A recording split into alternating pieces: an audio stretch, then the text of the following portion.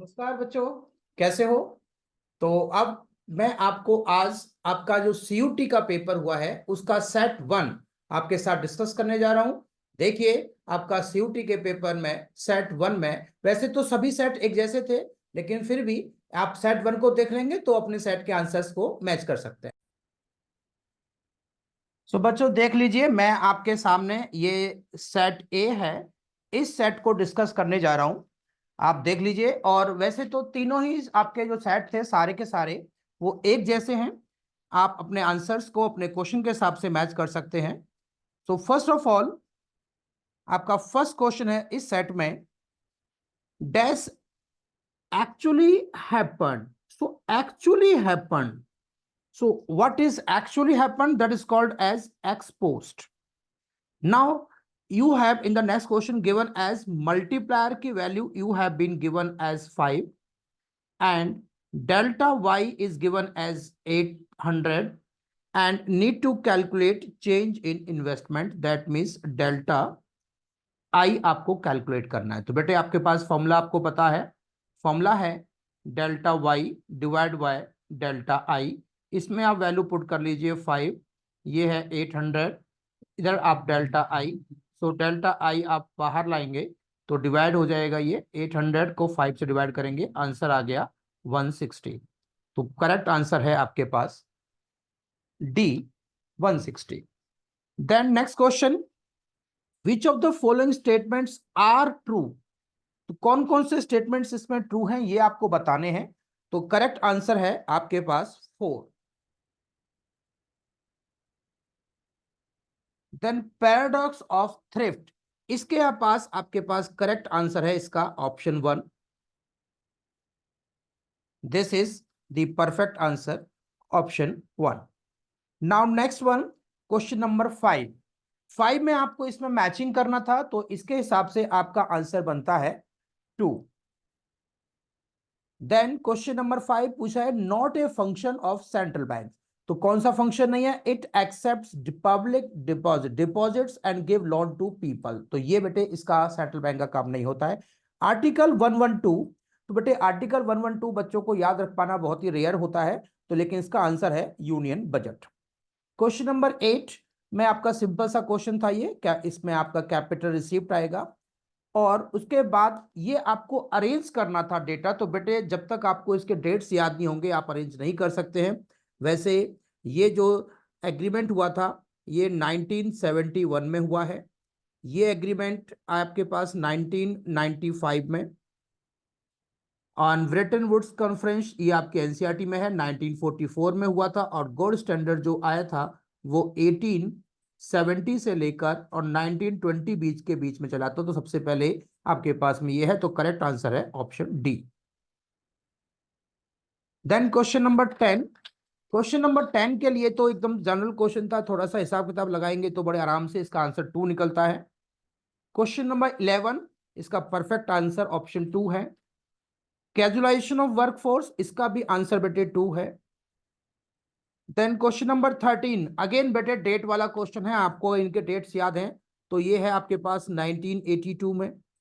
इसके बाद जो फरेमा हुआ एक्ट आया था ये 2003 में हुआ है। ये थर्ड 5 ईयर प्लान 1961 से 66 के बीच में था, और नेशनलाइजेशन ऑफ आरबीआई जो हुआ था वो 1949 में हुआ है। अब आप इसको ऑर्डर में लगाएंगे तो ऑप्शन बनता है 4। आफ्टर दैट क्वेश्चन नंबर 14 तो ये आपके एनसीईआरटी का डायरेक्ट क्वेश्चन है, कैरिंग कैपेसिटी। ये आपके पास 6 to 14 होता है राइट टू एजुकेशन एक्ट में। इसके बाद ये आपको एक सिलेबस में जो 12th में आपने नहीं पढ़ा था लेकिन सिलेबस में दिया गया था, आपका पावर चैप्टर है इंफ्रास्ट्रक्चर। तो उसमें आपको पता होना चाहिए कि कौन से कितनी इलेक्ट्रिसिटी जनरेट होती है। तो न्यूक्लियर से बेटा 2.5% इलेक्ट्रिसिटी जनरेट होती है, थर्मल पावर से 82% आपकी जनरेट होता है, और न्यू एंड रिन्यूएबल ऑलमोस्ट 7% है, और हाइड्रो से 8.5% है। अब आप इसको ऑर्डर में लगा देंगे तो आपके आंसर ऑप्शन 4 आएगा। देन फिर से आपके पास डेट वाला आ गया क्वेश्चन, तो बेटा इसीलिए कहते हैं कि सीयूटी क्लियर करना इतना इजी नहीं है जब तक आपको फैक्ट याद नहीं होंगे। तो ये कंपटीशन एक्ट इंडिया का 2002 में आया था। FEMA, foreign exchange management act, इसकी फुल फॉर्म है 1999 में। उसके बाद है रे, फेरा, ये है आपके पास फॉरेन एक्सचेंज रेगुलेशन एक्ट, तो रेगुलेशन एक्ट 1973 में, और एमआरटीपी 1969 में। तो इसको ऑर्डर मैच करने पे परफेक्ट आंसर ऑप्शन 3 बनता है। देन ये तो बहुत ही आसान क्वेश्चन था, ग्रेट लीप फॉरवर्ड कैंपेन तो 1958 में आया था। अब आपको ये फिर से क्वेश्चन है मैच करने वाला, तो मैच करने के लिए आप देखेंगे, तो मैच करने पर आपको पता चलेगा इसका ऑप्शन बी है, option 2 that means. Then second phase green revolution, तो सेकंड फेज बेटे मिड 1970s में आया था, और फर्स्ट फेज मिड 1964 के आसपास आया था। इसके बाद है आपके पास पाकिस्तान इंप्रूव क्यों हुआ, तो बेटे पाकिस्तान ने न्यू इकोनॉमिक रिफॉर्म्स 1980 में अप्लाई किए थे, तो जिस वजह से उसके पास फॉरेन डायरेक्ट इन्वेस्टमेंट ज्यादा आ गया, तो इस वजह से उसका जो ग्रोथ था वो बढ़ गई। तो आंसर इसका 4 है। हमने 90 देखिए, आपको पता होगा सबसे पहले 1978 में चाइना ने किए थे, उसके बाद 1980 में पाकिस्तान ने किया, और फिर 1991 में इंडिया ने रिफॉर्म्स किए थे, तो उसका इंपैक्ट इस पे पड़ता है। देन 22 इसका आंसर है, question number point number 3। And during festive season, तो बेटे सीडीआर होता है जो हम बैंक में जमा करते हैं, तो बेटे नेचुरली फेस्टिवल सीजन होगा, तो उस केस में जो रेशो निकल कर आएगा वो इंक्रीज हो जाएगा, क्योंकि हम अपने पास में कैश में ज्यादा रखना पसंद करते हैं। यूरोपियन यूनियन, बेटे ये क्वेश्चन थोड़ा सा कंट्रोवर्शियल था, यहाँ पर 1994 नहीं 1992 होना चाहिए, तो इसका आंसर थोड़ा सा डाउटफुल है ये। देन क्वेश्चन नंबर 25, इसका परफेक्ट आंसर है ऑप्शन 3। 26 का परफेक्ट आंसर है ऑप्शन बी। देन 27, ये मैचिंग करने पर ऑप्शन बी इसका आंसर निकलता है। उसके बाद ये तो 10 क्वेश्चन आपके लिए बिल्कुल केक वॉक थे, बहुत ही आसान थे, पैसेज बेस्ड क्वेश्चन थे, तो ये तो सबसे आसान क्वेश्चन माने जाएंगे। इसका आंसर 4 है, इसका आंसर 3 है 29 का, और इसका है option 2। After that question number 31 का आंसर 2 है, और इसका बायो कंपोस्टिंग। इसके बाद ये आपके एनसीईआरटी का फर्स्ट चैप्टर था, Indian economy on the eve of independence, ये आप पैराग्राफ नहीं भी पढ़ते तो भी आंसर मिल जाते, इसका आंसर ऑप्शन 3 है।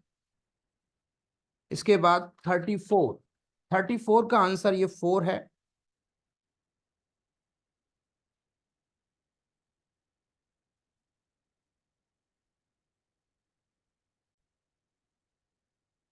इसका 4 है। 35 का भी आंसर,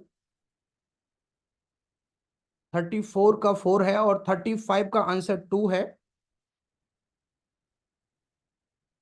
36 का आंसर 4, और 37 का आंसर 3 है। तो बेटे ये तो क्वेश्चन आपके बहुत आसान थे, जो कि एनसीईआरटी बेस्ड थे सारे के सारे क्वेश्चन। इसके बाद ये भी आपका इंडियन इकोनॉमी का क्वेश्चन था, मार्केट इकोनॉमिक्स का आंसर आएगा। ये आपके पास पूछा है करेक्ट स्टेटमेंट कौन है, तो ये आपके पास माइक्रो इकोनॉमिक्स बेस्ड क्वेश्चन है, इसका ऑप्शन 2 निकलता है। इसमें आपको मैचिंग करना था, इसका आंसर 2 है। देन पॉइंट 1 जो ED1 होता है वो रेक्टेंगुलर हाइपरबोला कहलाता है। उसके बाद है 42 ये बेटे इक्वेशन आपके मनी के अंडर में है, बजट कांस्टेंट कहलाएगा, कंज्यूमर जितना चाहे उतना बाय कर सकता है इसके हिसाब से। इसमें आपके पास करेक्ट स्टेटमेंट पूछा था, तो इसमें ऑप्शन 2 है। अगेन फिर से देखिए डेट वाइज आगे हैं, तो केंज ने जो अपनी थ्योरी दी थी वो 1936 में दी है, और ब्रिटिश रॉयल सोसाइटी के महन लोबिस 1946 में बने थे, और एडम स्मिथ ने जो दी है बुक में वो 1776 में दिया, और ये 1919 में आया। अब इसको ऑर्डर लगाएंगे तो ऑप्शन 1 बनता है। 45 का आंसर 3 है। देन 46 का आंसर 1.1। ये परसेंटेज में नहीं है, अगर आप परसेंटेज कन्वर्ट करेंगे तो इंटू 100 कर देंगे तो परसेंटेज में हो जाएगा 110 आपका आंसर आ रहा होगा, लेकिन आप कह रहे होंगे कि आंसर नहीं है, लेकिन परसेंटेज में कन्वर्ट करने के बाद होता है वो। 47 का आंसर 3 है। 48 इफेक्टिव डिमांड। 49 का आंसर होता है बेटे इसका, ये प्लस में हो जाता है, आंसर डी है, और लास्ट क्वेश्चन का आंसर 4 है। तो बेटे आप अपने आंसर्स मैच कर सकते हैं। तो ऑल द बेस्ट आपकी कॉलेज लाइफ के लिए। Thank you.